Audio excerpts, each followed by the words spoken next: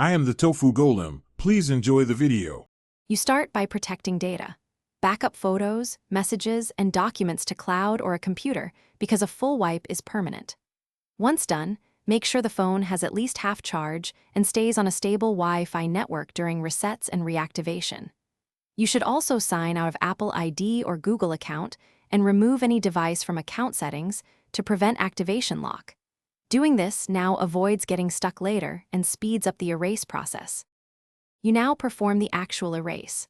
On Android, go to Settings, System, Reset Options, then erase all data. On iPhone, open Settings, General, Transfer, or Reset, then erase all content and settings.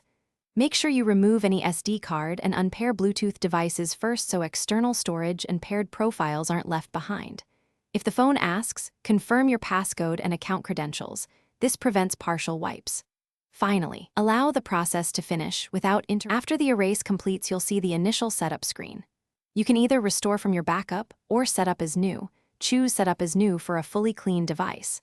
Make sure to reinstall apps selectively and reconfigure security, passcode, biometrics, and linked accounts.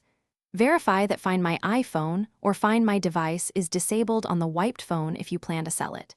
If the device doesn't activate or gets stuck, try recovery mode, alternate Wi-Fi, or contact the account provider for activation lock help.